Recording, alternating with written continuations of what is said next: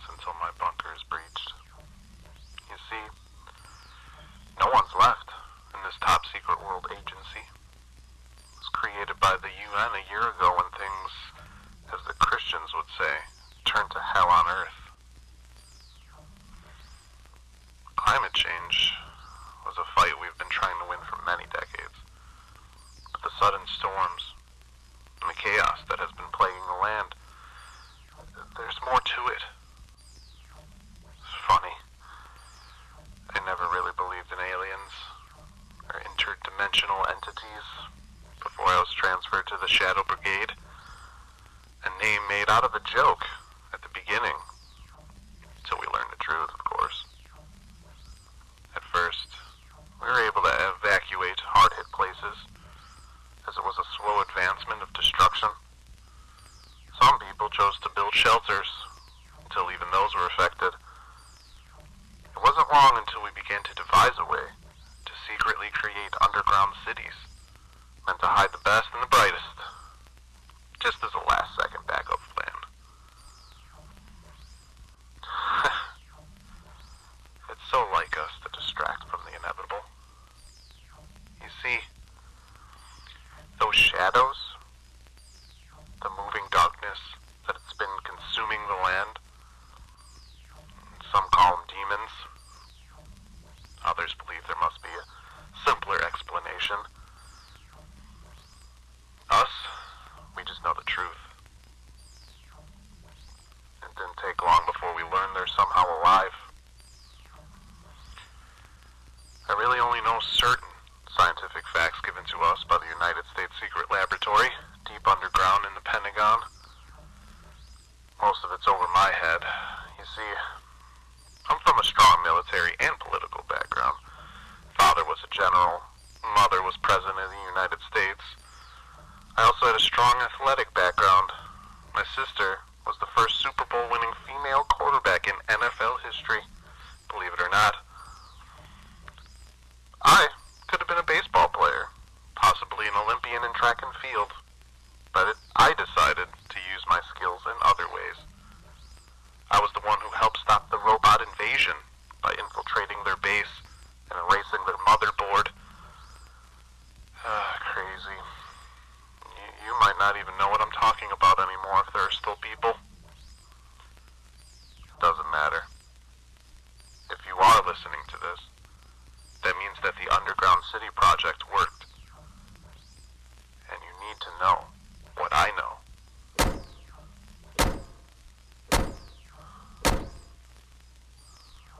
I don't have much time left.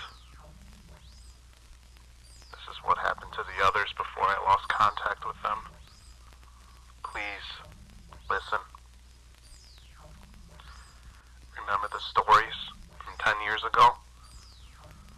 The earthquake in Egypt, when the sun never shone again there? Myths tell of a spirit that was released from the Great Pyramid, or an alien invasion through a portal. You know, they aren't that much off.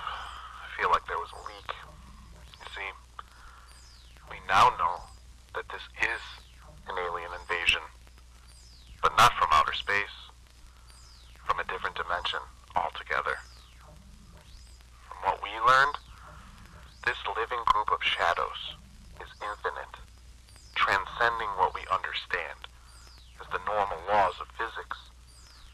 It can be everywhere and nowhere at the same time. It can affect the atmosphere and completely alter matter. It can also create monsters just from the ashes of cities.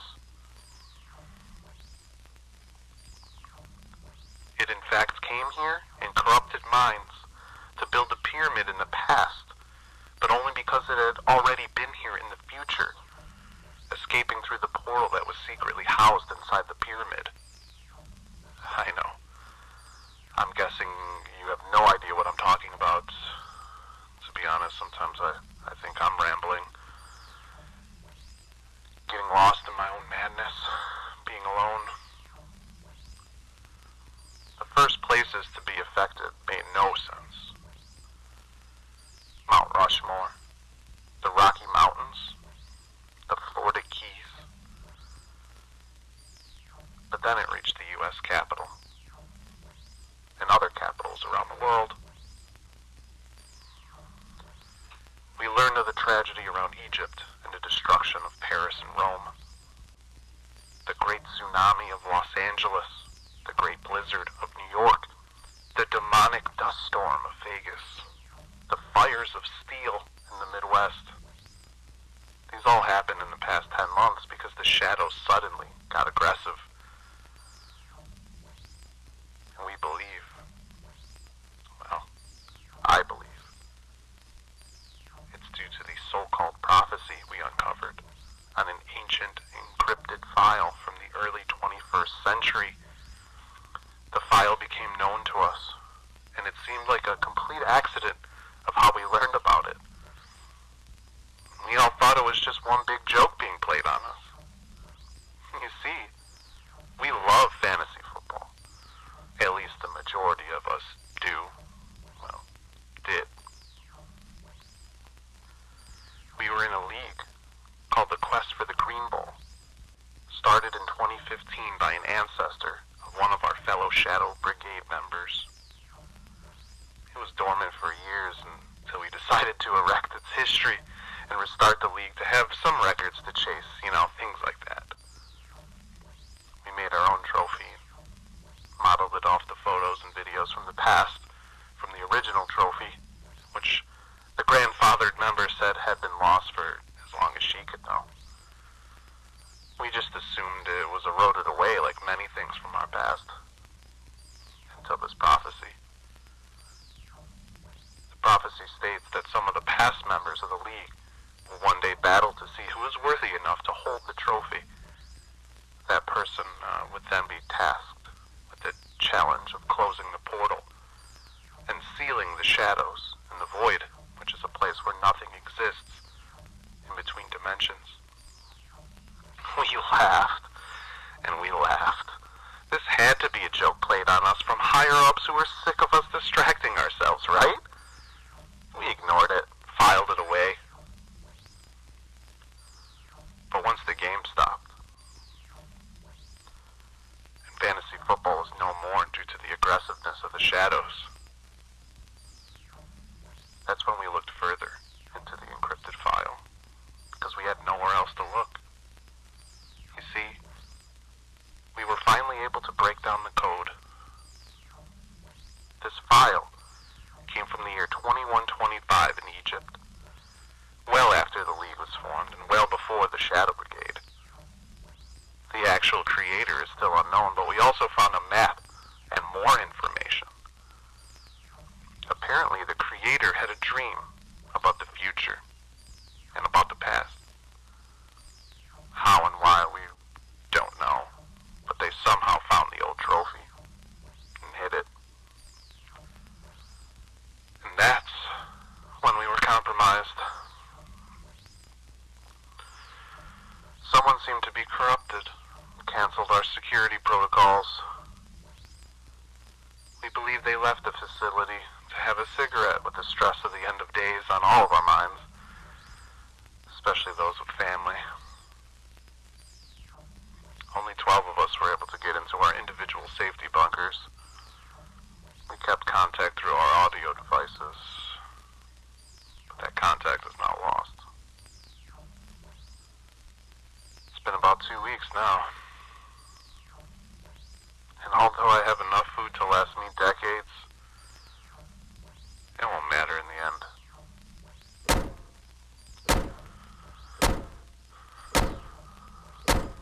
You see,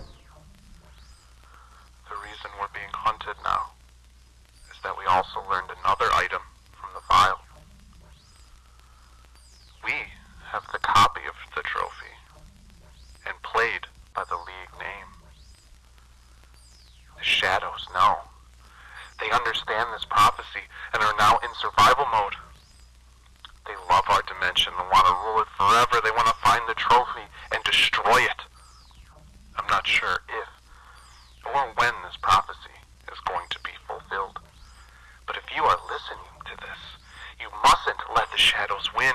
If you're alive, it means we are succeeding in saving humanity from extinction. This file with the map Other information in this recording will all be safely stored away in an area I know the shadows can't get into. A safe made from a piece of rock found in a cave in Washington State from the United States. One of the only places we know the shadows couldn't infect for some scientific reason way over my head. This rock will be here in my bunker, waiting to be found. I can only hope this isn't my delusion. I will keep this recording for hours after my demise so you can hear for yourselves what humanity is up against. Even through all my knowledge, I'm not ready to go.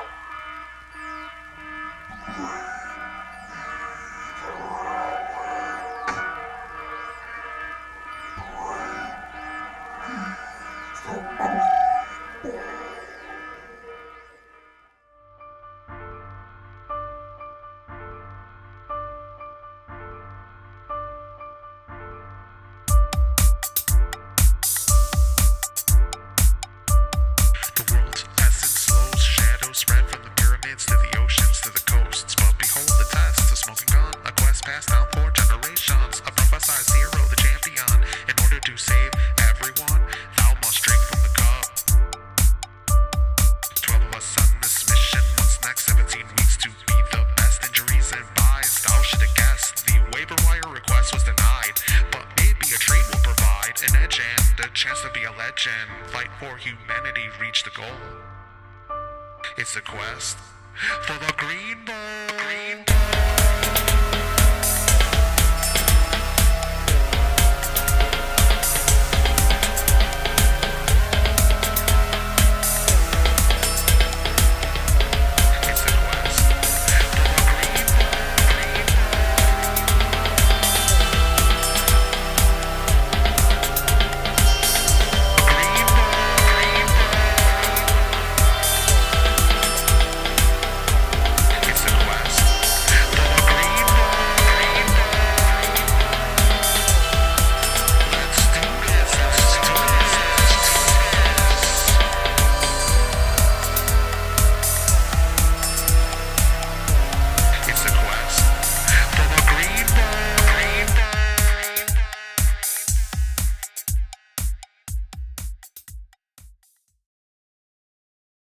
Welcome to the quest for the Green Ball, the Shadows of Chaos. I'm your host, Anthony Ozo, bringing you this fantasy football show with a twist, and we all just received a big piece of the puzzle in our epic post-apocalyptic sci-fi theme story.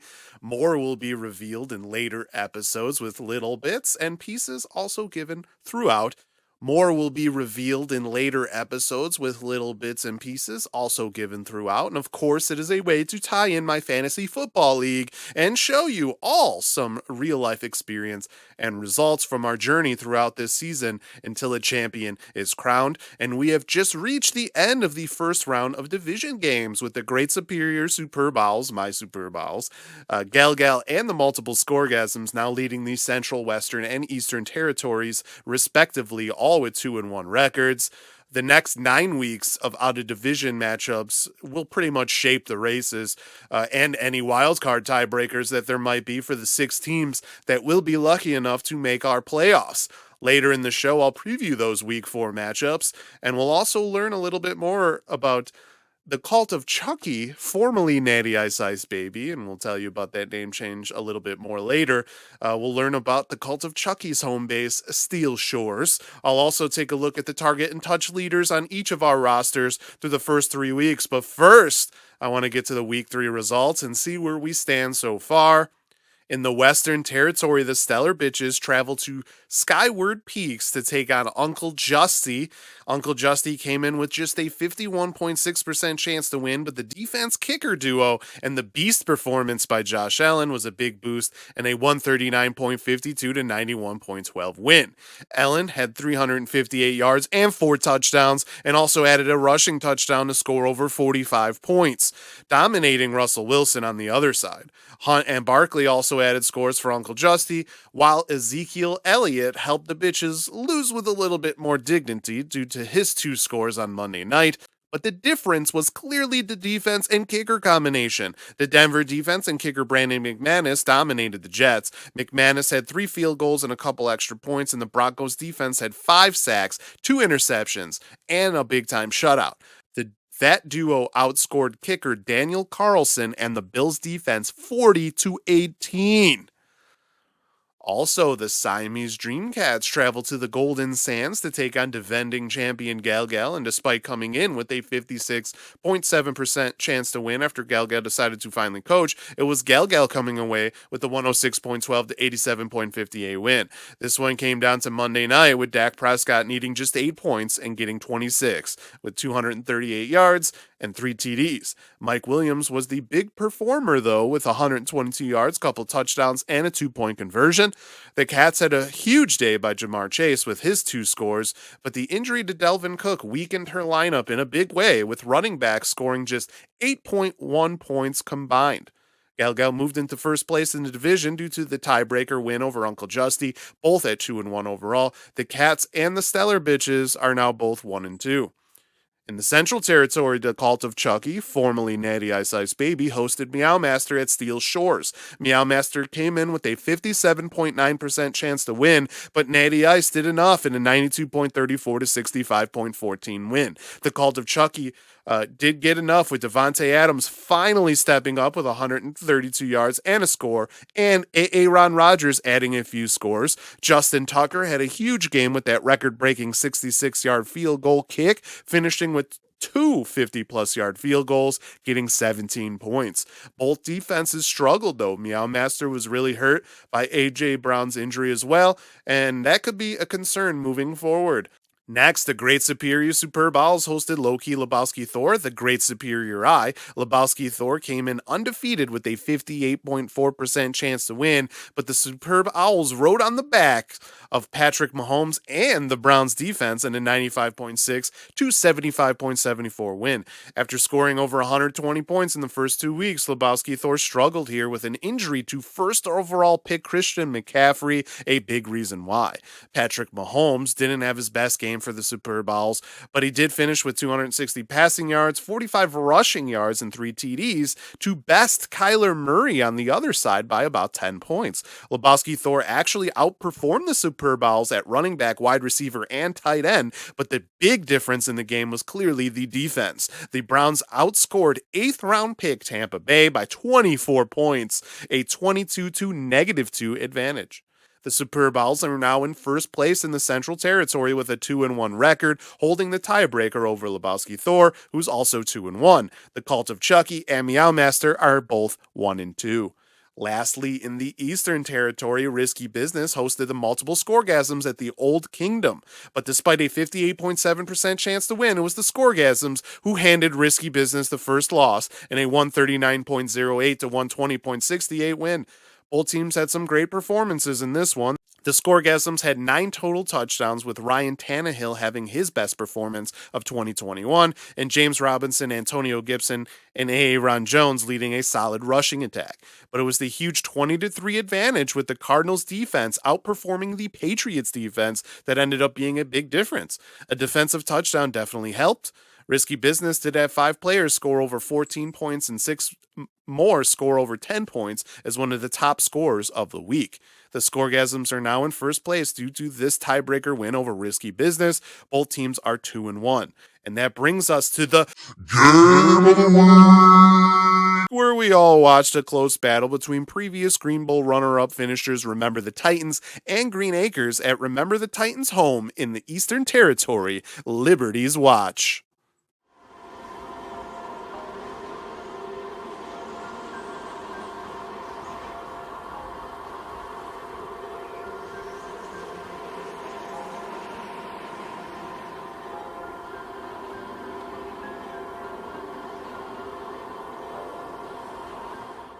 A very good battle. Remember, the Titans needed to wait until the final seconds ticked away in the Monday night game before celebrating the 101.14 to 95.54 win over Green Acres. It's the first win of the season for Remember the Titans, joining Green Acres at 1-2 overall. Cooper Kupp was on the bench last week, hurting in a big way, but this time, remember, the Titans redeemed himself by starting Kupp and benefiting from his 96 yards and 2 touchdowns. Justin Jefferson also outdueled Adam Thielen. Jefferson with 118 yards and a score to Thielen's 50 yards and a score. That actually was a big matchup there. And while Justin Herbert had a monster 4 touchdown game for Green Acres, and Eckler and Mixon outperformed, remember, the Titans running backs, Kupp and minor moves proved the difference here. Cordarrelle Patterson had over 100 yards as a waiver pickup for the depleted backfield of, remember, the Titans, and the Panthers defense outperformed the Steelers defense. And I can't leave this rundown without talking about first round 6th overall pick Travis Kelce. Over 100 yards, outscored Tanyan by about 10 points. And when you have these close matchups, those things obviously matter. And of course, I'm joined by, remember, the Titans this week to discuss this big week 3 win. What's going on, man? How excited are you to get on the board finally? Oh, sweet relief. I was so nervous on Monday night too, watching the way the game went was just perfect for Lamb not to get a ton of catches, and then garbage time for Gainwell to come in and score. But I was so nervous he was going to score a garbage time touchdown and put me to 0-3. So quite a bit of relief Monday night. Yeah, and obviously, when I was watching that game too, and Gainwell didn't get anything, and then suddenly I saw him in, and then he was making catches, and he made a run that I was like, oh, you almost broke it. Luckily they threw to, I think, Greg Ward Jr. for the touchdown there. You must have been celebrating that. And Greg Ward is 84 and Gainwell is 14. So at first I just saw the 4 on the jersey and I had this flash of are you kidding me? And then I saw that it wasn't him and I was like, okay. But then they even got the ball back again. But then luckily it was Boston Scott in. And since he has my name, I knew we would be okay then. He was coming to save me. For sure. So obviously, when you have half the league at 1-2 and the other half at 2-1, we're all really close. So getting that win is big because it keeps you kind of in the race. And actually, nobody's winless and nobody's undefeated anymore. So it's a very close league. But coming into this week, were you starting to get worried after that slow start? And I know you start 0-2 in fantasy. It's a long season, but sometimes you think, am I ever going to get a win? I was definitely getting worried, especially, you mentioned it, but my depleted running back core, that's probably putting it nicely. I went with the 0 running back strategy in the draft, thought I would land on in Dobbins getting hurt and then Mostert getting hurt, obviously, I felt like I had a couple good guys there, so I was happy. And so I've been piecing it together. So certainly given the running back situation and 0-2, I knew that 0-3 was going to be quite tough to recover from. So definitely was relieved to finally get on the board. And I won worst manager the week before because of my Cooper Kupp decision. So was not going to do that again. And am glad he was able to contribute to the team this time. Yeah. And, I do got to talk about running backs. I know fantasy, anyone that plays fantasy football knows that when you have running backs, it's kind of huge for your team. There's not a lot of them, and injuries can happen and it changes things, but they can also hurt you a lot, especially if some of your guys go down and you don't have depth. So when you lose Dobbins and before the season even begins, and then Mostert goes down because you had Mostert and Damian Harris, so it wasn't exactly, and then you had Sony Michel who got traded to the Rams, so I'm sure you were thinking, okay, I could still survive. But when you lose 2, what's going through your head at that point? That's got to be tough. Yeah, well, and then Damian Harris just hasn't performed as well as I expected either, so it feels like I've lost the top 3 running backs on my roster who I thought going into the season would be good. Yeah, it's not been fun, but I love my wide receivers so much. Cooper Kupp obviously is having a career year so far. Yeah. And Jefferson and Lamb are 2 of the best sophomore receivers we've had in a long time. So I'm really excited. And then obviously Kelce, who I went with in the first round. And he's just so much better than all the other tight ends that I decided to go for it. And, had Dobbins and Mostert stayed healthy, I think I would be humming along. And as it is, though, we're on the board. And so I'm just hoping to piece together a running back room as the season goes along. Somehow Cordarrelle Patterson might be my best option at this point, which we'll just have to hope that that he somehow continued his production here, because I would not have expected him to be on anyone's roster when the season started, let alone being my running back one. Yeah, I mean, that's so funny. And it's kind of how fantasy is sometimes. Sometimes guys come out of nowhere. Now, I do want to give you an opportunity quick to respond to your defeat to Risky Business earlier in the year. You will get another chance for that tripod award, but is that a goal of yours this season? Do you want that tripod award back? As much as anything, yes. That was a tough game, and my team actually didn't do that badly. Almost 100 points, and Ethan's team just really did well that week, and I just wasn't up to it. So yes, I absolutely want that trophy back. Mostert getting hurt in that game too, right at the start, and then my defense scoring negative points to start the year was just, that was a tough one to lose. He and I were definitely trash talking a bit that week, and I was disappointed to come out on the negative side. So yes, later this season, I will be seeking revenge. And lastly, let's get your thoughts on your home base, Liberty's Watch. It's actually my background here. I, of course, couldn't resist that little Cubs reference there with the mysterious stranger in their folklore believing the Statue of Liberty was a gift from a tribe called the Chicago Cubs, obviously a reference to Rizzo.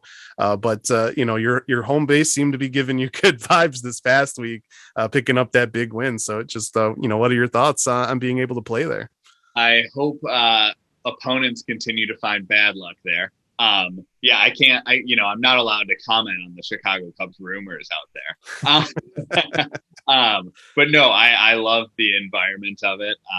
And I just hope that it continues to serve me well, because I need something pushing me in the right direction, because need a little jolt of energy. So it was nice to get that from the old home base. For sure. Well, obviously, thanks for your time. Appreciate you coming on and giving some insights to everyone and sharing your excitement about your win. And of course, I will be preparing for our huge clash coming up this next week. Yeah. I have to go to Liberty's Watch. And both of my wins have come at home. My losses come on the road. So we'll see what that means. It could be good news for you. Beware. Yeah, I tell you, Monday night was a needed win. It was one of the worst sports weekends for my fandoms, probably of my life. So getting this fantasy win, eking it out on Monday, brought some relief. So that was very good. And yes, best of luck to you on your travels to Liberty's Watch. I'm apparently already there. Yeah.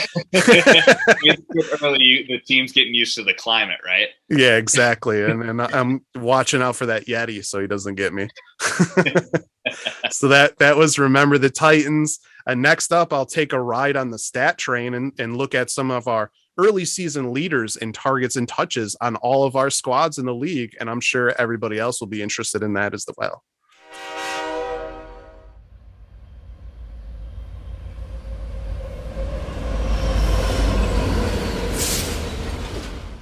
One thing we all love in fantasy football is who is getting the most targets and touches, as it usually means higher fantasy football points, or at least a better chance to score points consistently. Sometimes those numbers don't equal fantasy MVP numbers, but many times it really helps with starting decisions and who to trade for. And while 3 weeks is still not that big of a sample size, I will revisit this list later in the year and see what changes are actually made with it. So I'm taking the top target and touch leaders for each of our teams after 3 weeks right now, starting with the Central Territory. My great superior Super Bowls, we got Deebo Samuel, 30 targets, 12 in week 1, 8 in week 2, 10 in week 3. Tyreek Hill has 26 targets, but most of those came with 15 in week 1.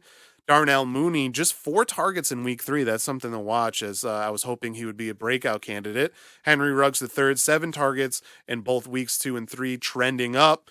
Chase Edmonds and Christian Kirk, 8 targets in week 3. And of course, Chase Edmonds also has 47 touches. So I'm pretty excited about that. When you have running backs get those kind of a dual performance, it could equal big time points. Nick Chubb, 51 touches, very good for a running back, but he's not really used in the passing game, which could be concerned with Kareem Hunt possibly vulturing me like he did this past week. Low-key Lebowski Thor, of course, has Keenan Allen with 33 targets, 12 in week 3, so he's trending up.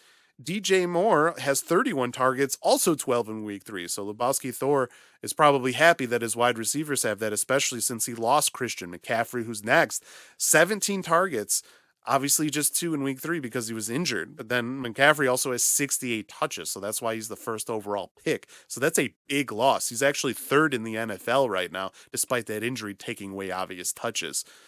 Melvin Gordon, 48 touches. One thing to note, Javonte Williams, 44 touches. Williams is actually on the cult of Chucky. That's not what you want to see. You don't want to see another running back getting similar touches as one of your other running backs. That's why Melvin Gordon is RB2, RB3. Meow Master, Brandon Cooks is her big target guy. 32 targets, 14 in week 2, 11 in week 3. So definitely it is capable of getting those double-digit targets. Amari Cooper is next, 26 targets, but something to note, 17 came in week 1, so I don't know what's going on with Amari Cooper, but he hasn't been involved in Dallas's offense that much, which could be of a concern. DeAndre Hopkins has been a little bit banged up, so this might be one of those where he's going to up the targets later, but 8 targets in week 1, just 4 in week 2, 6 in week 3. That's not what you want to see out of a guy you hope to be a wide receiver 1. Another thing to note, Derrick Henry, 4 targets, 6 targets, 3 targets in his first 3 weeks. That's good for a running back that also has a mind-boggling 92 touches. The fact that he also possibly could get passes, it just makes him more of a beast. Like I said, he definitely has a case that he should have been the number 1 overall pick in fantasy. And of course, the last Central team, you have Cult of Chucky. Devontae Adams had 18 targets in week 3 to pop his total up to 34. That's what Natty Ice, that's what the Cult of Chucky wants to see, because Devontae Adams was the number 3 pick for her, number 3 overall in our draft. Darren Waller, 33 targets, 19 in week 1 though, so he's actually trended down. Marvin Jones Jr., 28 targets, pretty consistent with how many he's gotten. Marquise Brown, 23 targets, had 10 in week 2 in a big game, only 7 this past week, and underperformed a bit. And then you have DeAndre Swift, 23 targets, 52 touches. That's a huge thing for a running back to have all those targets and a pretty decent amount of touches. That could be big, going forward, something to watch. Moving to the Eastern Territory, remember the Titans, you got Cooper Kupp, 33 targets, pretty consistent across the board, trending up. Justin Jefferson, 30 targets, also consistent, trending up. CeeDee Lamb, 27 targets, but he had 15 in week 1 and just 3 in week 3. That's obviously a concern. You don't want to see his targets go down that much. Travis Kelce, the 6th overall pick in our draft, 26 targets, pretty consistent, had 11 in week 3, so he actually is trending up.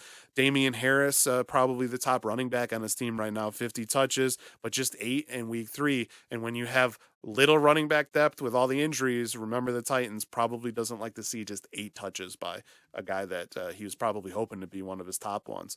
Multiple scoregasms. We got Chase Claypool, 29 targets, 15 in week 3. So we'll see if that's an aberration. Only 5 in week 1. Trending up technically at the moment. Chris Godwin, 25 targets. Trending down though. 13 in week 1.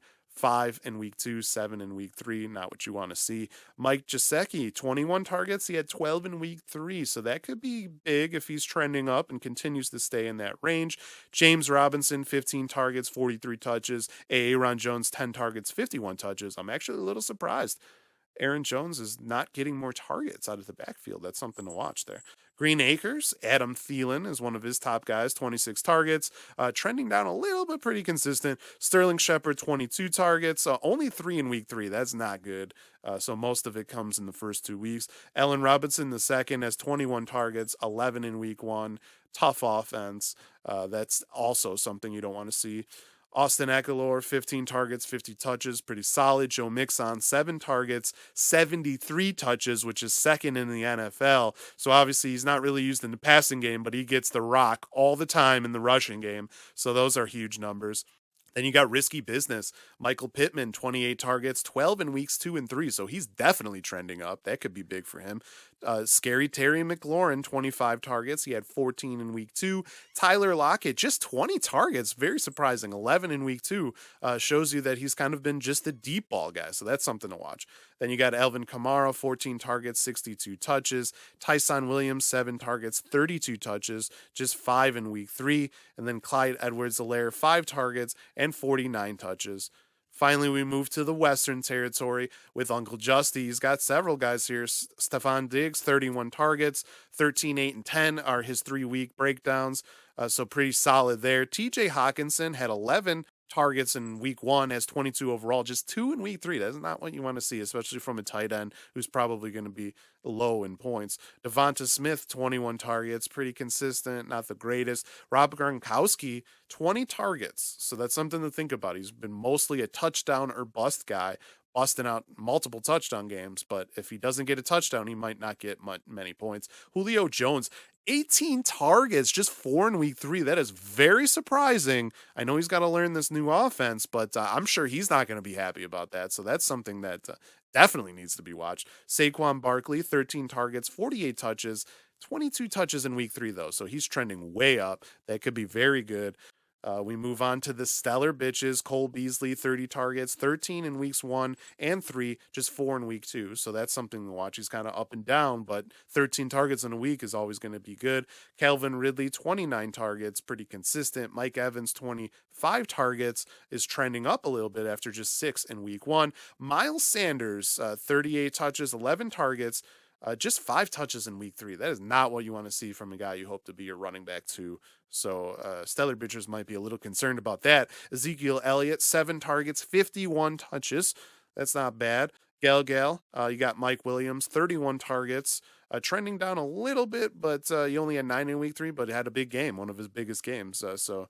Double-digit targets before that. Jalen Waddle, 26 targets, had 13 in week 3, and Hunter Renfrow, 22 targets. He's a waiver pickup, so we'll see if he continues to get more targets.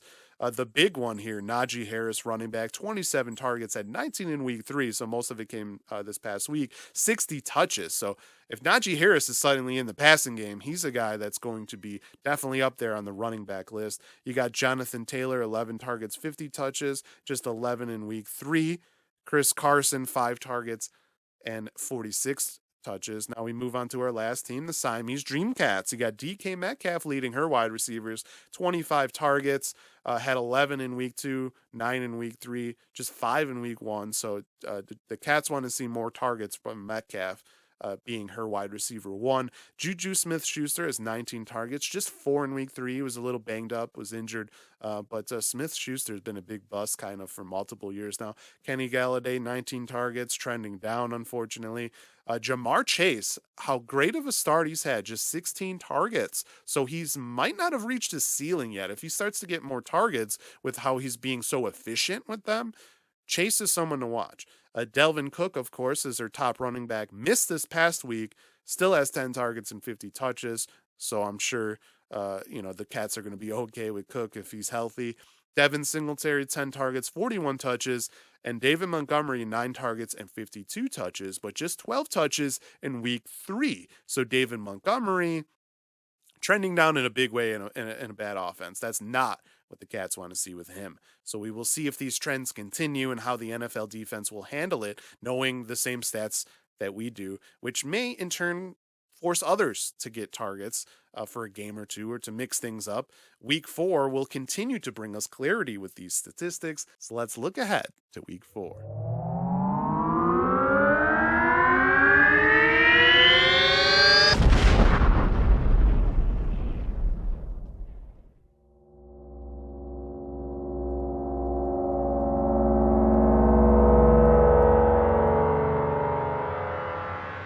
Meow Master travels to the Western Territory to take on the Siamese Dreamcats at the Sea of Angels. Both teams come in at 1 and 2 and in need of a big time win here. The Dreamcats have a 52.1% chance to win, but that depends on the coaching with the possibility of a Delvin Cook return and the possibility of A.J. Brown missing time or being limited with an injury on the other side.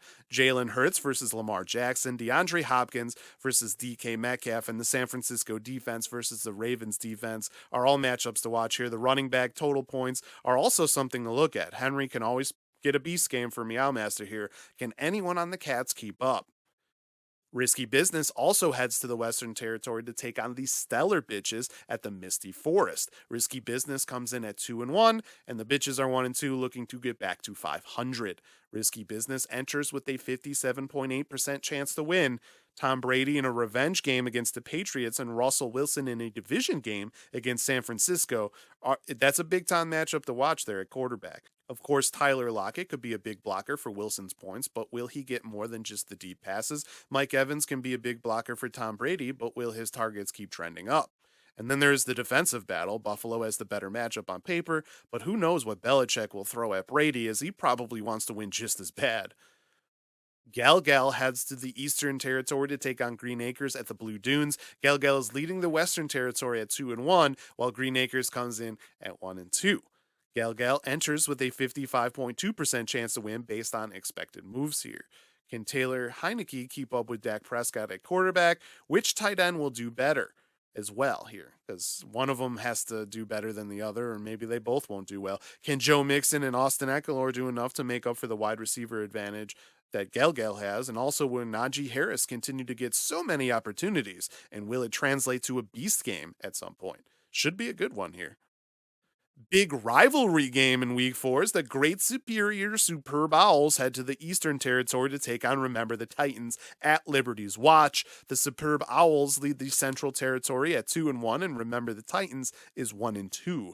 The Golden Pen, formerly known as the Journalism Belt, is on the line here, and the Superb Owls have a 51.6% chance to win. Moves might still be made here depending on injuries and last-second gut feelings, but Tyreek Hill and Deebo Samuel versus Justin Jefferson and CeeDee Lamb should be huge, especially since the running back edge is clearly with the Owls.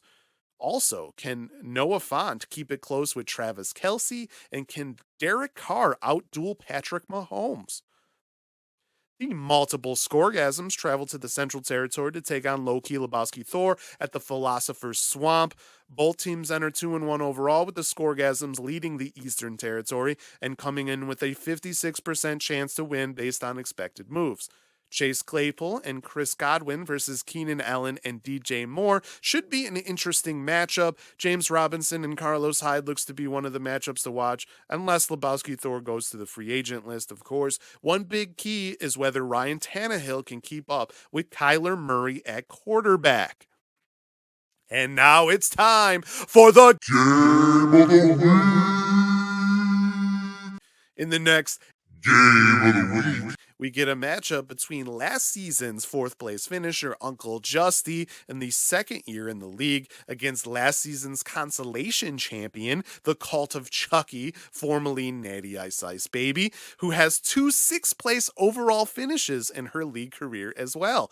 The Cult of Chucky is the host here, so before we discuss anything else, let's take a look at her home base, Steel Shores.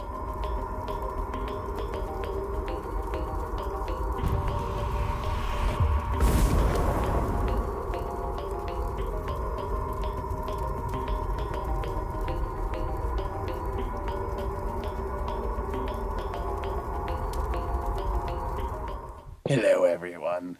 It is now time to look at 2 more teams as some of you leave your initial territories for the first time. But before we learn who has the edge, let's take time to learn about the next place in our journey, Steel Shores. Steel Shores is actually a very large place as it spreads to 2 ancient cities along the bubbling lake. Of course, the lake is bubbling because of the intense surface temperatures caused by the forever fires that plague the cities. Not only is the air unbreathable due to the smoke, but the strangeness of these fires is that they do very little damage to the structures themselves. They just burn and burn. I visited once in a fireproof suit I made, but there didn't seem to be anything of use here. That is until I found the bean. You see, the bean has a secret chamber that can only be accessed by thinking the correct combination. Some sort of ancient bunker from the past with high-tech security that taps into human brainwaves. The bunker itself is actually immune to the shadows because of this, and I was able to get some much-needed rest among the dust. Inside, I also found a clue to why I ended up in the Old Kingdom, so this place definitely seems to be important in one way or another. Leads me to believe that the endless fires are a warning by the shadows to stay away to keep this knowledge hidden away. Later, when I can properly teach you about the nodes of power, you will understand the higher importance of each of our home bases. Now back to the match. Of course, big news before this game is that Natty Ice Ice Baby has changed her team name to the Cult of Chucky for her love of John Gruden, perhaps affected by the extreme heat that we just learned that's at Steel Shores. I don't know. She earned her first win there, so maybe that has to go with it here. Uncle Justy comes in with a 2-1 record to the Cult of Chucky's 1-2 record, and Uncle Justy comes in with a 56.5% chance to win on the road. Some nice matchups here at quarterback. You have A.A. Ron Rodgers, who looks to be coming along and getting back to his normal ways for the Cult of Chucky, and Josh Allen is on a tear to start the season for Uncle Justy, looking to repeat last week's 5 TD performance. Devontae Adams versus Stephon Diggs will also be fun to watch, as is the Darren Waller versus Rob Gronkowski matchup at tight end. Justin Tucker and Brandon McManus have done very well at kicker, so points could also come from there as well. But of course, there are 2 names here that I think will be keys for this week. For the Cult of Chucky, I am looking at running back DeAndre Swift from the Detroit Lions. Swift has had plenty of opportunities in both the passing and running games. He has over 20 targets, over 50 touches. And that usually bodes well for fantasy purposes because it not only means more opportunities for a potential big play or touchdowns, it also usually leads to consistency with yards week in and week out. The question this week is that whether the Bears defense can stand in the way here, which happens to be starting for Uncle Justy as well. The Bears are fairly good at stopping the run, but can be beat by the big play on occasion. Also, screens and short passes tend to get through some of the pass rush of the Bears. So the Cult of Chucky can possibly get a double bonus if Swift does well, as it should also mean less points for Uncle Justy's defense. On Uncle Justy's side, I look at running back Saquon Barkley from the New York Giants. Barkley also has a tough matchup against New Orleans and started the year slow as he's returning from a Week 2 injury in 2020 that ended his season a year ago. In Week 3, Barkley had the most touches of his season so far, and that could be a positive trend going forward, and we all know the potential of Barkley from his 2019 season and all the hype surrounding him. The thing to watch here is the poor passing from the New York Giants that has happened recently. Things haven't been perfect in 3 games so far, and New Orleans might decide to let Daniel Jones beat them instead of Barkley and just stack the box. So that's something to watch. Barkley is also still limited in practice, so he might not be 100% yet, coming back from his injury, and the lack of scoring opportunities by the Giants does make him a risk, but it's hard to bench Barkley in any league, and a big game might be needed for Uncle Justy here from Barkley to get this win. That's the show for the week. I hope you enjoyed it. Next week, we will have more from our mysterious stranger and more crazy fantasy football action. Before we go, here are the updated power rankings headed into week 4.